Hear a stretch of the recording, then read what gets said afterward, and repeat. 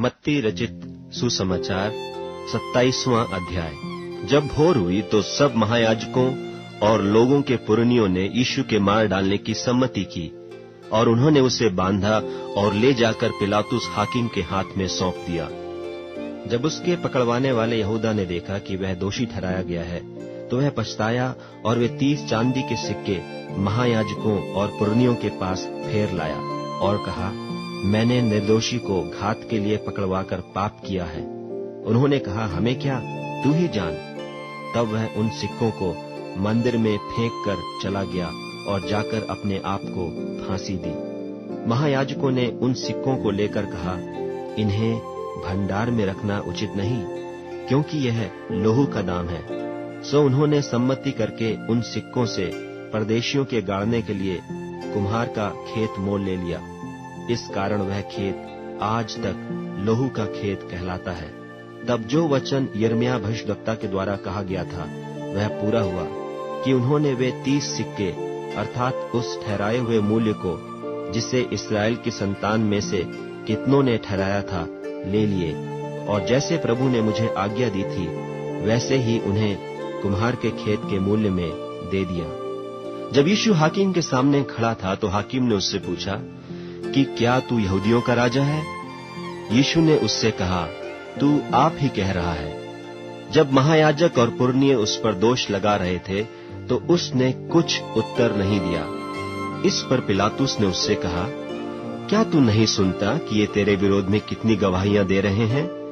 परंतु उसने उसको एक बात का भी उत्तर नहीं दिया। यहाँ तक कि हाकिम को बड़ा आश्चर्य हुआ। और हाकिम की यह रीति थी कि उस पर्व में लोगों के लिए किसी एक बंधुए को जिसे वे चाहते थे छोड़ देता था। उस समय बरअब्बा नाम उन्हीं में का एक नामी बंधुआ था। सो जब वे इकट्ठे हुए तो पिलातुस ने उनसे कहा, तुम किसको चाहते हो कि मैं तुम्हारे लिए छोड़ दूं, बरअब्बा को या यीशु को जो मसीह कहलाता है? क्योंकि वह जानता था कि उन्होंने उसे डाह से पकड़वाया है। जब वह न्याय की गद्दी पर बैठा हुआ था तो उसकी पत्नी ने उसे कहला भेजा कि तू उस धर्मी के मामले में हाथ न डालना, क्योंकि मैंने आज स्वप्न में उसके कारण बहुत दुख उठाया है। महायाजकों और पुरनियों ने लोगों को उभारा कि वे बरअब्बा को मांग लें और यीशु को नाश कराएं। हाकिम ने उनसे पूछा कि इन दोनों में से किसको चाहते हो कि तुम्हारे लिए छोड़ दूं? उन्होंने कहा, बरअब्बा को। पिलातुस ने उनसे पूछा, फिर यीशु को जो मसीह कहलाता है क्या करूं? सब ने उससे कहा, वह क्रूस पर चढ़ाया जाए। हाकिम ने कहा, क्यों, उसने क्या बुराई की है? परंतु वे और भी चिल्ला चिल्ला कर कहने लगे, वह क्रूस पर चढ़ाया जाए। जब पिलातुस ने देखा कि कुछ बन नहीं पड़ता परंतु इसके विपरीत हुल्लड़ होता जाता है, तो उसने पानी लेकर भीड़ के सामने अपने हाथ धोए और कहा, मैं इस धर्मी के लोहू से निर्दोष हूं, तुम ही जानो। सब लोगों ने उत्तर दिया कि इसका लोहू हम पर और हमारी संतान पर हो। इस पर उसने बरअब्बा को उनके लिए छोड़ दिया और यीशु को कोड़े लगवाकर सौंप दिया कि क्रूस पर चढ़ाया जाए। तब हाकिम के सिपाहियों ने यीशु को किले में ले जाकर सारी पलटन उसके चहुं ओर इकट्ठी की और उसके कपड़े उतारकर उसे किरमिजी बागा पहनाया और कांटों का मुकुट गूंथ कर उसके सिर पर रखा और उसके दाहिने हाथ में सरकंडा दिया और उसके आगे घुटने टेक कर उसे ठट्ठे में उड़ाने लगे कि हे यहूदियों के राजा नमस्कार, और उस पर थूका और वही सरकंडा लेकर उसके सिर पर मारने लगे। जब वे उसका ठट्ठा कर चुके तो वह बागा उस पर से उतार कर फिर उसी के कपड़े उसे पहनाए और क्रूस पर चढ़ाने के लिए ले चले। बाहर जाते हुए उन्हें शमौन नाम एक कुरेनी मनुष्य मिला। उन्होंने उसे बेगार में पकड़ा कि वह उसका क्रूस उठा ले चले, और उस स्थान पर जो गुलगुता नाम की जगह अर्थात खोपड़ी का स्थान कहलाता है पहुंचकर उन्होंने पित्त मिलाया हुआ दाखरस उसे पीने को दिया, परंतु उसने चखकर पीना न चाहा।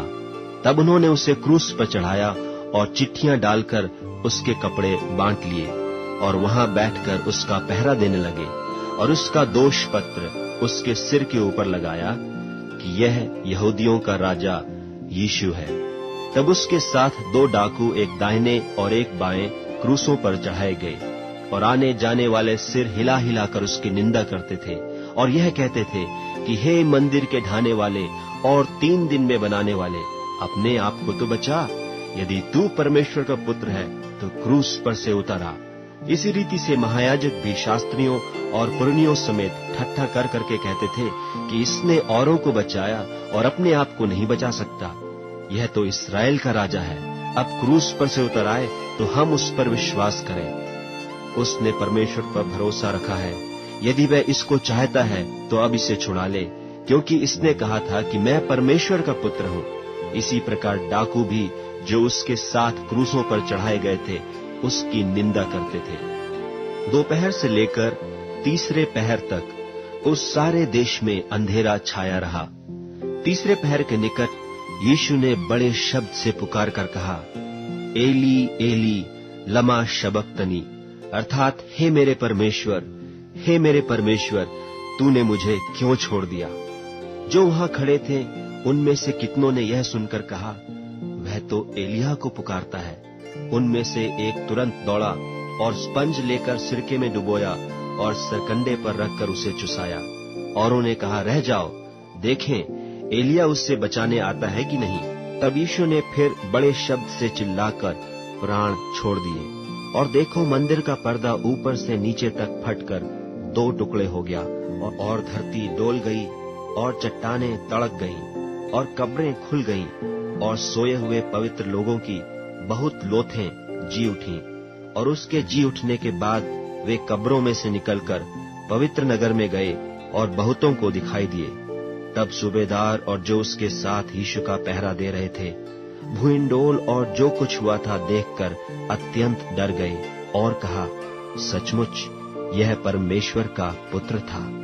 वहां बहुत सी स्त्रियां जो गलील से यीशु की सेवा करती हुई उसके साथ आई थीं, दूर से यह देख रही थीं।